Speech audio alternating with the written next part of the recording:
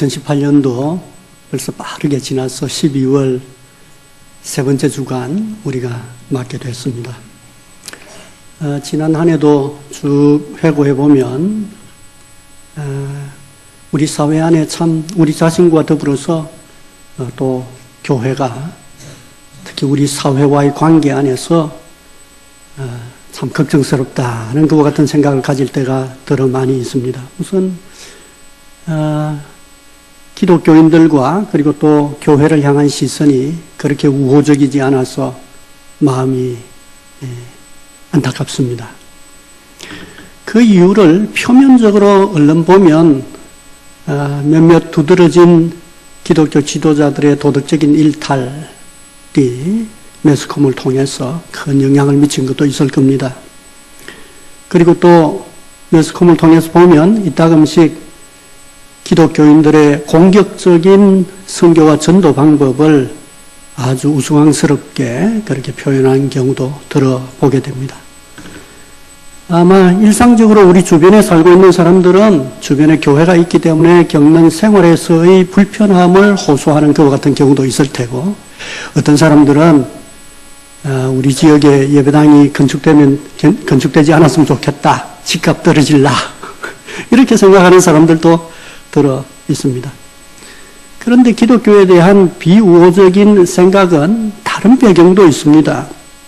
우리나라의 종교 지형에 있어서 그동안 불과 130-40년 정도밖에 되지 않았지만 개신교 교회의 신도가 가장 많은 수를 차지하다 보니 다른 종교인들이 막연한 경쟁심과 그리고 또 한편으로 보면 불만 이런 것들을 공공연하게 표하는 그와 같은 이유도 있을 테고, 또 정치 사회적으로는 많은 교회가 바깥 사람들이 볼 때 너무 보수적이지 않은가 하는 것과 같은 생각을 가지고 보수적인 정치 경향을 싫어하는 많은 사람들이 교회에 대하여 아주 부정적인 생각을 갖게 되는 그와 같은 연유도 역시 기독교의 이미지에 주요한 영향을 미치고 있습니다. 그리고 또 가만히 살펴보면 기독교인들 자체 안에도 나 자신과 더불어서 많은 부족함을 느낍니다. 그 부족함 중에 대단히 중요한 것 하나는 기독교인들이 가지고 있는 세계관입니다. 한국 그리스도인들은 대단히 이원론적인 생각을 가지고 있습니다. 교회 안에서는 복음과 관련된 아주 열정적인 신앙을 가지고 있지만 아쉬운 것은 신앙생활 외에 바깥 일반적인 사회생활에서는 여전히 비기독교인들과 똑같은 생각을 가지고 그러한 가치관 가운데 살아가는 게 바깥 사람들이 볼 때의 시선입니다.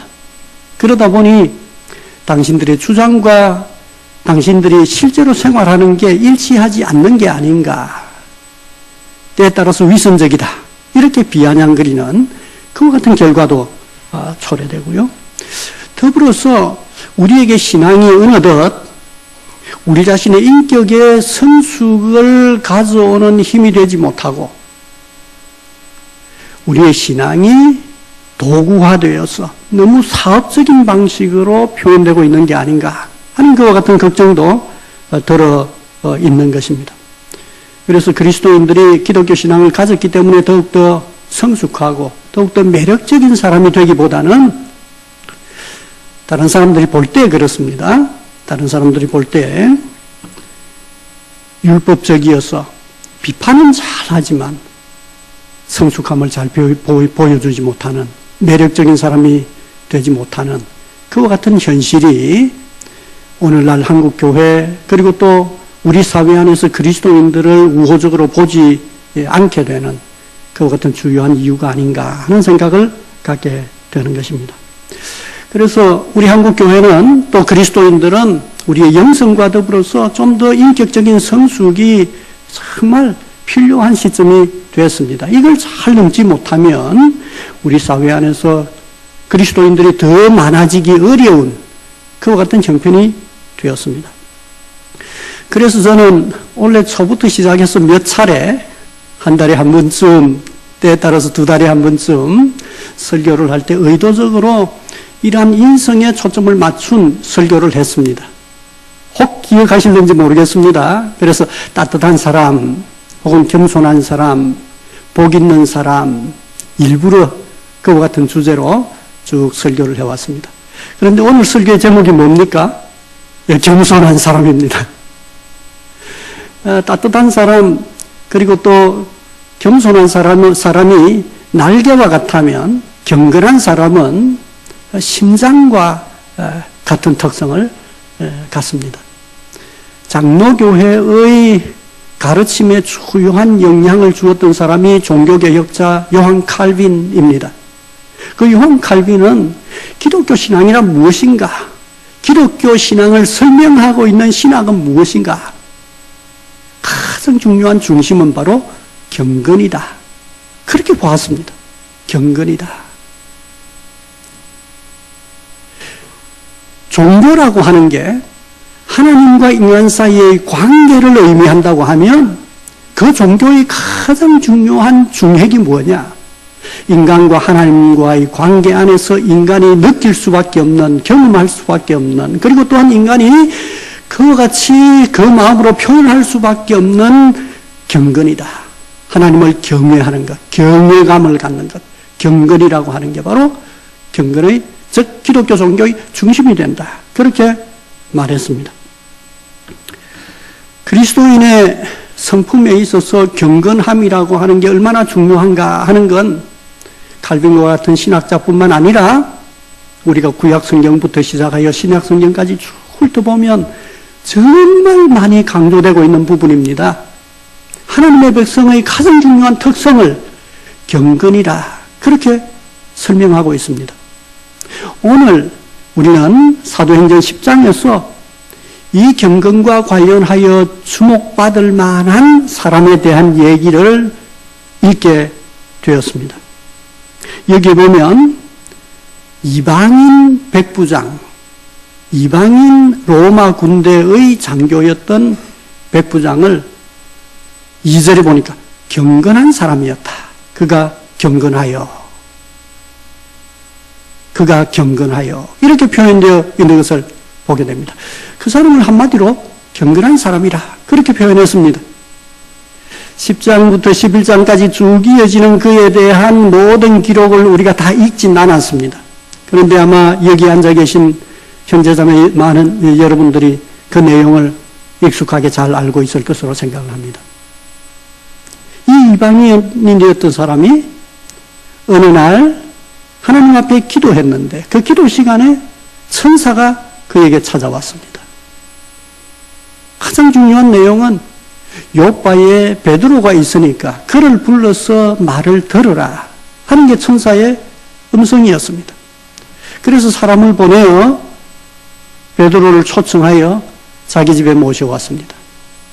베드로를 통하여 예수 그리스도와 성령과 관련된 복음의 말씀을 들었습니다. 그 듣는 자리에 앞서서는 천사가 나타나서 하나님이 하나님 체험이라고 할 수 있는 그와 같은 체험이 있었다면 뒤에는 듣고 있는 자리에 44절에 보면 성령이 내려왔습니다. 그 얘기가 여기 10장 1절부터 시작하여 11장 18절까지 쭉 이어서 기록되고 있습니다.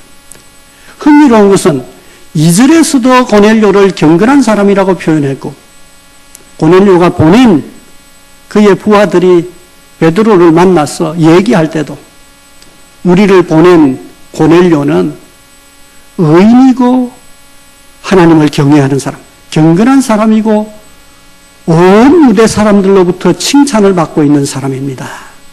이렇게 표현하면서 고넬료가 그 중간에 의롭고 칭찬받는 그 사이에 그가 하나님을 경외하는 사람, 경건한 사람이라 그렇게 표현하고 있는 것을 보게 됩니다. 성경의 기록자만 고넬료를 경건한 사람이라고 말한 게 아니라 그와 늘 함께 생활을 했던 그의 부하도 다른 사람에게 고넬료를 소개할 때 고넬료가 경건한 사람이었다. 그렇게 표현하고 있습니다. 그럼 도대체 이 경건함이라고 하는 게 무엇인지 10장과 11장에 나오는 그 얘기를 가지고 간략하게 한번 정리를 해보십시다. 첫 번째로 경건은 어디에서 생기는가 하는 문제입니다. 이 경건은 하나님 체험에서 생긴다. 하나님 체험에서 이 경건함이라고 하는 게 생긴다 하는 사실을 알게 됩니다. 고넬료는 유대인이 아닙니다. 이방인입니다. 그는 당시에 이스라엘 지역, 이스라엘과 더불어서 그 주변 지역을 팔레스틴이라고 그렇게 얘기합니다. 이 팔레스틴 전체를 로마가 식민지로 지배하고 있었습니다. 그 전체 지역의 로마는 그 지역 주민들 중에 로마에 잘 협조하는 사람을 분봉왕으로 세워 한편으로 통치하기도 하고, 또 다른 한편으로는 총독을 세워서 로마 중앙정부로부터 전체가 일관성 있게 통제받게 했습니다. 그리고 그 지역 전체의 치안을 유지하는 방법은 로마의 군대를 통하여서 이루어졌습니다.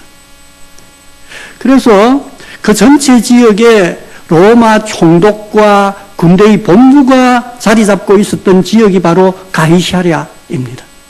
바로 이 가이사랴에 고넬료는 로마 군대의 장교로서 그의 휘하에 한 100명쯤 되는 그와 같은 군인들을 거느리고 있는 장교로 그렇게 등장을 하고 있습니다. 고넬료가 일했던 그 부대의 이름을 여기 의도적으로 썼습니다. 이탈리아 부대다. 오늘도 로마는 이탈리아 나라 안에 있는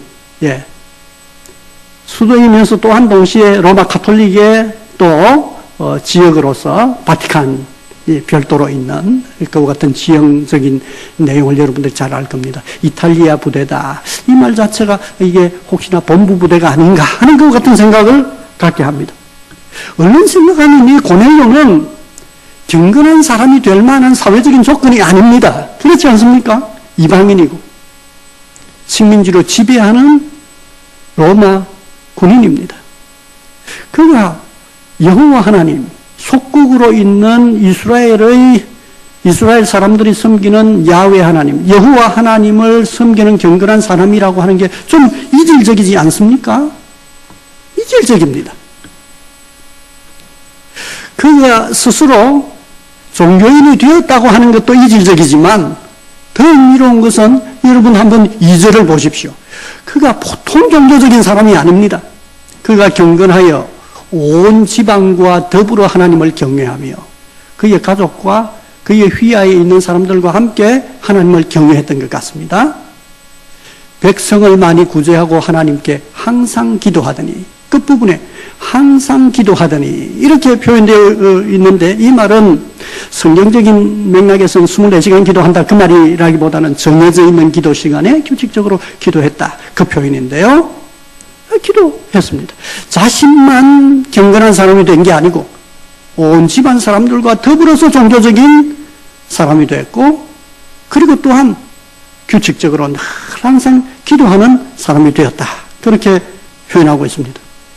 그가 어떤 동기로, 어떤 이유 때문에 이렇게 경건한 사람이 되었는지 적어도 사도행전 10장에는 그 배경을 우리에게 상세하게 설명해 주고 있지 않습니다.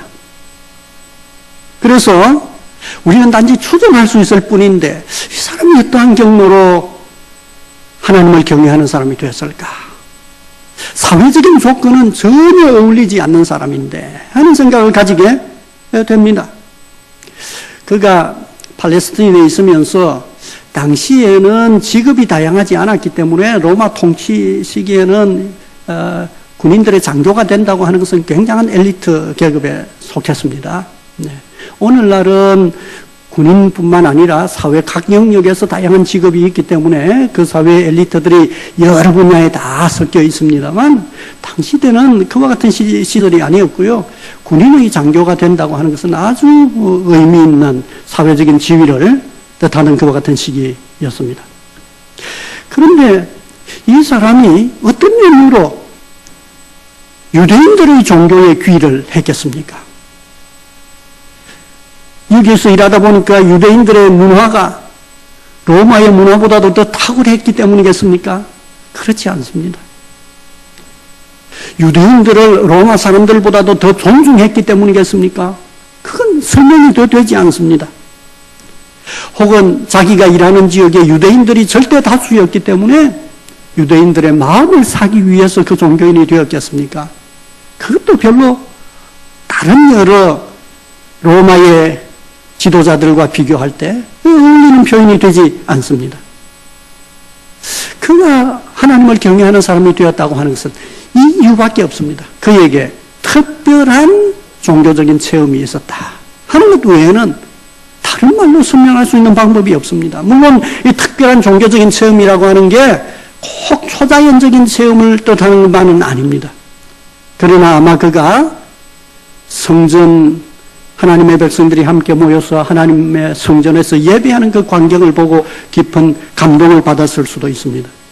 혹은 그의 마음속에 하나님의 특별한 경험으로 어떤 사람이 그에게 하나님의 계시의 말씀을 가르쳐 주었고 성령으로 그의 마음에 변화가 일어나서 그와 같은 가능성도 있습니다. 혹은 사실 이 누가는요, 사도행전을 기록하고 있는 사람도 누가잖아요. 누가는 이방인들의 특별한 회심에 대하여서 의미 있게 기록하고 있습니다. 그래서 누가복음서 안에도 예수님이 십자가에 달려 돌아가시는 광경을 보았고 그 일을 집행하면서 감독하였던 백부장이 뭐라고 고백한 얘기를 들었습니까? 이 사람은 정녕 의인이었도다. 그렇게 고백한 것을 의미 있게 기록한 게 누가입니다. 그때도 다른 백부장이 나옵니다. 누가는 이처럼 이방인 지도자가 특별한 계기로 전혀 그와 같은 사회적인 조건이 아님에도 불구하고 종교적인 깊은 감동이 생겼을 때 그 변화를 세심하게 기록을 했습니다. 이 고넬료는 그가 왜 경건한 사람이 되었는지는 전혀 설명되어 있지 않지만 그가 경건한 사람이라고 하는 이 말 자체가 우리에게 깊은 생각거리를 줍니다. 여러분, 이 경건은 어디에서 생깁니까? 경건이라고 하는 것은 하나님 앞에서 느끼는 감정입니다. 하나님을 두려워함, 하나님 앞에서 느끼는 이와 같은 감정이니까 하나님과의 관계를 제외하고는 설명할 수 없는 감정이 바로 경건이라고 하는 감정입니다. 그래서 실제로 하나님의 존재를 부정하는 무신론자 혹은 이 세상을 주도하는 것은 인간이라고 생각하는 인간중심주의자, 이 세상은 결국은 유물론적인 세상이다 이렇게 생각하는 세상중심주의자들은 경험하지 못하는, 알지 못하는 정서가 바로 경외감입니다. 경외감입니다. 신체험 없이는, 하나님 체험 없이는 경외감이라고 하는 게 없습니다. 이 경외감이 하나님을 아는 사람과 하나님을 모르는 사람을 구분짓는 가장 중요한 출발점이 됩니다. 그럼 경건한 사람, 종교적인 체험을 가진 사람은 무신론자나 인본주의자나 유물론자들처럼 혹 그 사람들 때에 따라서 얘기하는 것처럼 교육받지 못한 사람이거나 혹은 세상 안에서 영향력이 부족한 사람들만 경건한 사람들이겠습니까? 그렇지 않죠. 경건한 사람이면서도 많은 학문을 갖춘 사람들도 있고 경건한 사람이면서도 누구보다도 사회와 세상을 더 실제적으로 잘 아는 사람들도 많이 있는 게 현실이지 않습니까? 그럼에도 불구하고 무신론자, 인본주의자, 세상중심주의자들과 달리 경건한 사람일 수 있는 것은 바로 하나님 체험이 그들을 경건한 사람으로 만들었기 때문입니다. 하나님 만남의 체험, 그 체험은 한 두 가지로 이루어져 있습니다.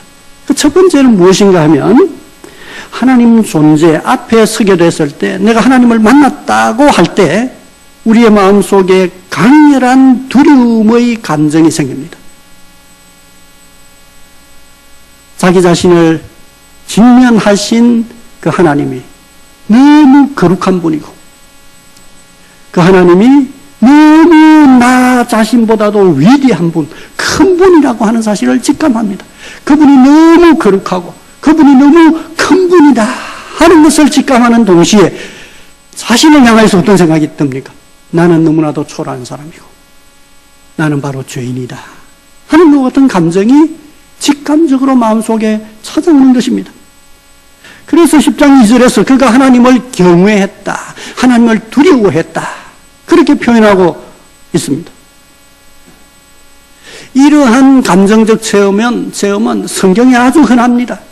우리가 성경을 읽는 동안에 모세도 그와 같은 감정을 느꼈고 선지자 이사야도 그와 같은 감정을 느꼈고 요한계시록에 보면 요한도 역시 하나님 앞에서 그 두려운 감정을 가졌다고 하는 사실을 잘 알게 됩니다. 교회의 역사 안에서도 마틴 루터가 하나님 앞에 직면한 그와 같은 엄청난 충격 가운데 두려움을 느끼고 그의 진로를 수정했던 것을 우리는 알고 있습니다. 요한 칼빈은 늘 항상 하나님을 두려운 분으로 알았습니다. 이게 무엇입니까? 자기를 마주한 그 하나님이 너무 거룩하고 너무 크신 분이시다. 그 앞에 나는 너무나도 초라하고 나는 형편없는 존재이다. 나는 바로 죄인이다 하는 것을 이거 느끼는 겁니다. 이게 머릿속의 계산이라기보다는 직감하는 것입니다. 이때 자기 자신을 낮추고 포기하고 하나님 앞에 절대적으로 순종할 수 있는 계기가 만들어지는 것입니다. 그래서 하나님 체험은 두려움의 감정이 첫 번째라면 두 번째 또 다른 하나의 중요한 정서가 있습니다. 그 정서는 바로 하나님 앞에서 나 자신이 무조건적으로 받아들여졌다 이렇게 느끼게 되는 사랑입니다. 이 체험은 신약 시대 이후로부터 시작하여 오늘날 교회 역사 가운데 많은 그리스도인들이 일반적으로 경험하는 그와 같은 정서입니다. 우리가 지난 몇 주간 다니엘 기도회에서 다양한 많은 우리나라의 그리스도인들이 어떻게 하나님을 만났는지 그가 어떠한 경로로 하나님께 은혜를 받게 됐는지 간증하는 내용들을 보았을 것입니다. 그 내용 중에 공통적으로 나오는 내용들이 무엇입니까? 어느 날 하나님 앞에 예배하는 중에 눈물이 자꾸 하염없이 끊임없이 쏟아졌다 하는 것과 같은 얘기입니다. 혹은 하나님께서 내 마음속에 새로운 깨달음을 주셔서 어떤 찬송을 끊임없이 불렀다 하는 것과 같은 얘기를 들을 수 있었습니다. 이것은 바로 하나님의 존재 앞에서 나 자신이 치료받은 그와 같은 경험입니다. 하나님 앞에 내가 받아들여졌다, 내가 치유가 됐다고 하는 그와 같은 경험입니다. 그때 죄사함의 확신이 생깁니다. 마음이 가벼워집니다. 마치 깃털처럼 하늘을 날아가는 듯합니다. 정오와 미움의 감정이 한순간에 다 사라져버리고 없습니다. 사랑의 마음으로 가득하여 나 자신을 미워하는 사람들을 동정적인 눈으로 볼 수 있게 됩니다. 만물이 새로워지고 모든 게 신선해 보입니다. 그래서 우리가 종종 부르는 찬송가인 내 죄 사함 받고서 예수를 안 뒤 나의 모든 것이 변했다 하는 것이 바로 이 경건, 하나님 체험의 두 번째 요소인 나 자신이 무조건적으로 하나님께 받아들여졌다고 하는 사랑의 체험에서 오는 것입니다. 그때 하나님과의 관계 안에서 깊은 신뢰감이 생깁니다.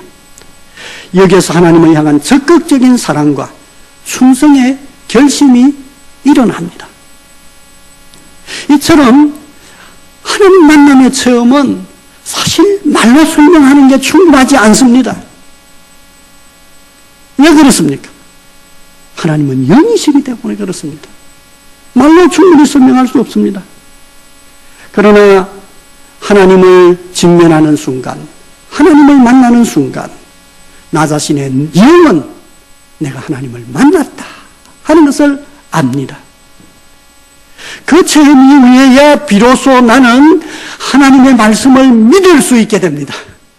그 전까지는 하나님의 말씀 이해도 잘 되지 않고 마음에 와닿지 않습니다. 그러나 이러한 하나님의 체험은, 하나님 만남의 체험은 내가 하나님의 말씀에 눈이 열려 하나님의 말씀을 수용할 뿐만 아니라 하나님의 말씀을 믿을 수 있는 그와 같은 동기가 되는 것입니다.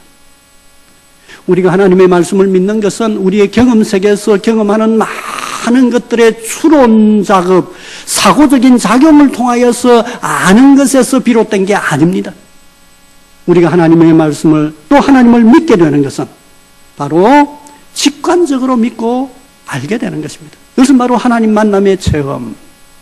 이 하나님 만남의 체험과 더불어서 우리 자신에게 다가오게 되는 신비스러운 체험입니다. 그래서 그리스도인은 경건한 사람이 되고 하나님을 섬기면서 하나님의 말씀을 믿고 또 봉사할 수 있는 사람이 되는 것입니다. 전인적인 변화가 일어나는 것입니다.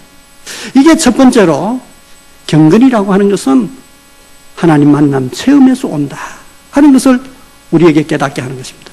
두 번째는 오늘은 세 번째까지 없습니다. 두 번째까지입니다.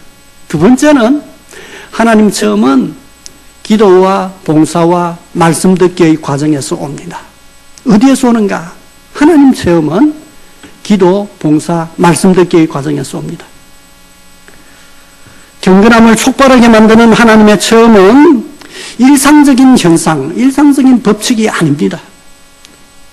초월적인 영이신 하나님이 나를 만나주시는 체험이기 때문입니다. 특별한 현상입니다. 늘 항상 있는 것은 아닙니다. 그러나 한 번만 있고 다음에는 없는 것도 아닙니다.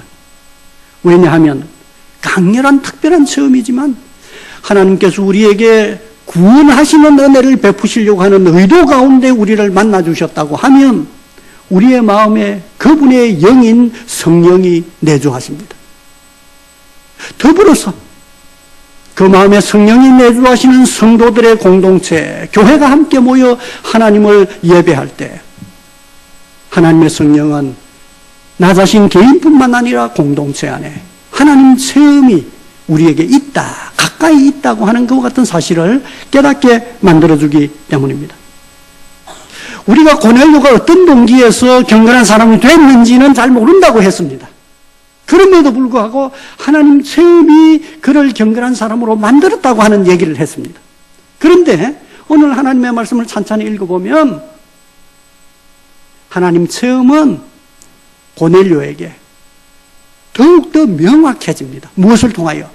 그의 기도와 그의 봉사와 그리고 또 그의 말씀 듣기를 통하여서 더욱더 명확해지고 더욱더 강렬하게 체험되고 있다고 하는 사실을 바로 이 사도행전 10장의 말씀을 통하여서 알게 됩니다.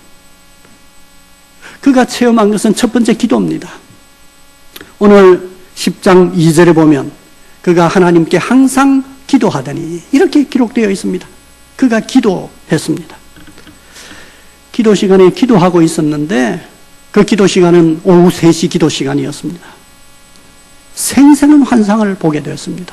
천사가 그에게 나타났습니다. 얼마나 놀랐겠습니까?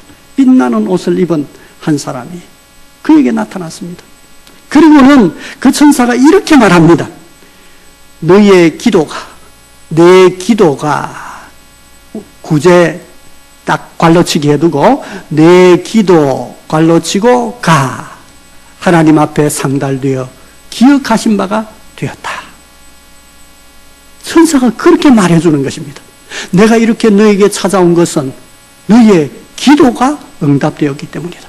여러분, 천사가 찾아온 것 자체도 하나님 체험 현상 아닙니까? 이게 너의 기도가 응답되었기 때문이다. 이렇게 말하고 있는 것입니다. 그가 구체적으로 어떤 내용을 기도했는지 우리는 잘 모릅니다. 그러나 분명히 아는 것은 그의 기도가 하나님 체험의 과정이 됐다고 하는 것입니다. 그 기도에 응답하여서 천사가 그를 찾아왔습니다. 두 번째는 봉사입니다. 그래서 오늘 역시 10장 2절에 보면 그가 경건하여 온 지방과 더불어 하나님을 경외하며 다음에 백성을 많이 구제하고 이렇게 기록을 하고 있습니다. 백성을 많이 구제했다. 그렇게 표현하고 있는데요. 백성을 많이 구제했다. 이 말이 무엇입니까? 많이 구제했다. 이 말은 마음이 동할 때 이따금씩 했다. 그 말이라기보다는 일상적이었고 많았다. 이게 많았기 때문에 뒷부분에 하나님의 말씀을 보면 22절에 그의 부하가 고넬료를 소개할 때, 베드로에게 소개할 때 유대 온 족속이 칭찬하고 있는 사람이다. 이렇게 말하고 있는 것을 보니까 그가 정말 이 구제하는 봉사의 일을 일상적으로 하는 사람이었고 이 일이 잘 알려진 사람이라 하는 사실을 우리에게 깨닫게 만들어줍니다. 그가 왜 이렇게 하나님의 백성들을 구제하는 사람이 되겠습니까? 이 사람 이방인입니다. 자기 알고 있는 사람들만 잘 도우면 되겠습니까? 그런데 왜 식민지 지배를 받고 있는 사람들에게, 특히 그 가운데 가난한 사람들에게 이처럼 구제의 일을 지속적으로 했겠습니까? 그것은 바로 그가 경건한 사람이기 때문입니다. 하나님이 이 일을 원하신다 하는 것 같은 생각을 가졌기 때문입니다. 흥미로운 것은 오늘 하나님의 말씀에 보니까 천사가 나타나서 뭐라고 말합니까? 내 기도와 또 무엇이 구제가 하나님 앞에 상달되었다. 그렇게 표현하고 있습니다. 이 구제는 오늘날 우리 방식대로 설명한다면 바로 봉사가 되겠습니다. 너의 하나님을 섬기는 봉사가 하나님 앞에 상달되었다. 그렇게 표현하고 있습니다. 여러분 그렇습니다. 하나님 체험은 기도의 과정 중에서도 오지만 봉사의 과정 중에 오는 것입니다. 하나님은 봉사와 더불어서 우리에게 만나주시는 분이시라고 하는 사실을 우리가 여기서 알게 됩니다. 그리고 마지막 한 가지가 더 있습니다. 그것은 바로 말씀 듣기입니다. 바로 이 내용은 사도행전 10장 34절부터 43절 사이에 쭉 기록이 되어 있는데 특히 44절을 한번 보십시오. 이렇게 기록이 되어 있습니다. 베드로가 이 말을 할 때에 베드로를 초청해서 베드로가 왔습니다. 고넬료가 모여있는 사람들에게, 고넬료와 더불어서 고넬료가 모은 사람들에게 베드로가 복음의 말씀을 쭉 전했습니다. 그런데 그때 베드로가 이 말을 할 때에 어떤 일이 일어났습니까? 성령이 말씀 듣는 모든 사람에게 내려오시니, 성령이 말씀을 듣고 있는 사람들에게 내려왔습니다. 그 마음속에 기쁨이 일어났습니다. 동일한 경건의 체험이 그들에게 일어났습니다. 그들이 성령을 받는다고 하는 것을 명확하게 베드로도 알 수 있을 정도였습니다. 그래서 뒷부분의 말씀에 보니까 성령이 그들에게 내려오시고 눈에 띄도록 의도적으로 보여주기 위해 방언도 일어나게 됐고 그들이 하나님을 높이면서 찬양하게 됐습니다. 하나님 체험이 집단적으로 함께 모여있는 사람들에게 일어나게 된 것입니다. 우리는 처음 고넬료가 어떤 과정을 통해서 경건한 사람이 됐는가 할 때 하나님 체험을 추정했습니다. 그런데 오늘 이 10장과 11장에 쭉 기록되어 있는 핵심적인 내용을 보니까 기도와 그의 봉사와 그리고 또한 하나님의 말씀을 듣는 과정 중에 실제로 우리 모두가 확인할 수 있을 정도로 하나님의 체험이 고넬료와 함께 있는 사람들에게 함께 체험되고 있는, 경험되고 있는 놀라운 일을 여기에서 확인할 수 있게 된다. 그 말입니다. 그래서 오늘 하나님의 말씀은 우리에게 하나님의 체험의 통로가 무엇인가? 그것은 바로 기도와 봉사와 하나님의 말씀을 듣는 거다 하는 사실을 우리에게 가르쳐주고 계신다. 그 말입니다. 오늘날도 마찬가지입니다. 우리가 기도할 때 하나님은 기도하는 과정 중에 혹은 기도의 응답으로서 그분이 우리와 함께 하신다고 하는 것을 직감하게 만들어줍니다. 오늘날 우리가 여전히 하나님의 말씀에 순종하여 하나님이 기뻐하시는 일을 수행하는 과정 중에 하나님의 인도가 있다고 하는 사실을 깨닫게 만들어주시고 이 일과 더불어 하나님께서 채워주신다고 하는 것을 깨달아 알게 되는 것입니다. 직감하게 되는 것입니다. 우리가 하나님의 말씀을 묵상하고 하나님의 말씀을 듣는 중에 성령께서 그 말씀을 우리의 마음에 깨닫게 만들어주시는 방법으로 하나님이 우리와 함께 계신다. 하나님의 임재가 저 먼 다른 사람들의 얘기가 아니고 바로 나에게 있다 하는 사실을 확인시켜준다, 그 말입니다. 말씀을 맺겠습니다. 그리스도인이 아닌 사람하고 뚜렷한 차이가 있습니다. 그것은 바로 경건함입니다. 경건함입니다. 이 경건함은 무신론자는 모르는 감정입니다. 인본주의자도 모르는 감정입니다. 세상 중심주의자도 이 경건함은 알지 못하는 그와 같은 특성입니다. 그러나 그리스도인들에게는 이 경건함이라고 하는 게 아주 중요한 심정에 해당됩니다. 경건함은 두려움과 한편으로는 두려움, 한편으로는 내가 받아들여지고 있다고 하는 것과 같은 사랑의 감정으로 우리의 마음에 찾아옵니다. 이 경건함은 기도와 봉사와 말씀을 듣는 과정 중에 더욱더 명확해지는 것입니다. 하나님 만남 체험 없는 사람은 성숙한 그리스도인이 되기가 참 어렵습니다. 그에게 진정한 회개와 하나님을 두려워하는 것과 자기 포기와 절대 순종과 신뢰와 사랑과 충성이 일어나기가 무척 어렵습니다.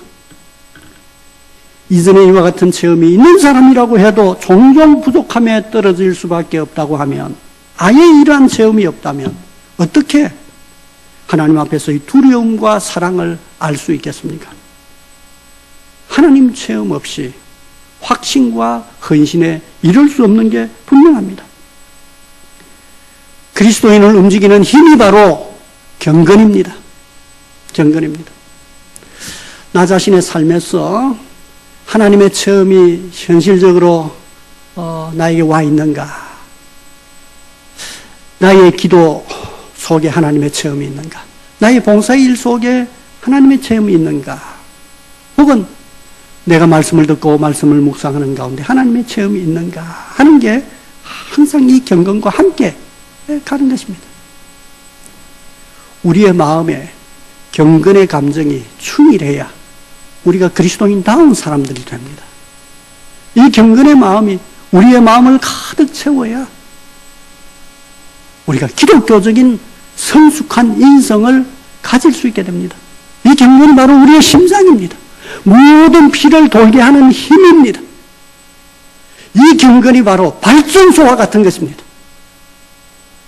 이 발전소가 식어가고 이 경건의 체험이 흐려져 가고 이 경건의 경험이 우리에게 생소해져 갈 때 우리는 기도에서 힘을 잃고 말씀을 들을 때 냉랭하게 되고 우리가 봉사할 수 있는 힘을 잃어버리고 마는 것입니다.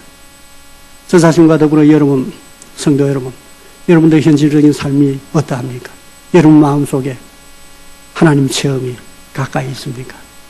이 연말에 어려운 시절에 이와 같은 경건함이, 하나님 체험이 저 자신과 우리의 온 마음을 가득 채워주시기를 주님의 이름으로 축원합니다.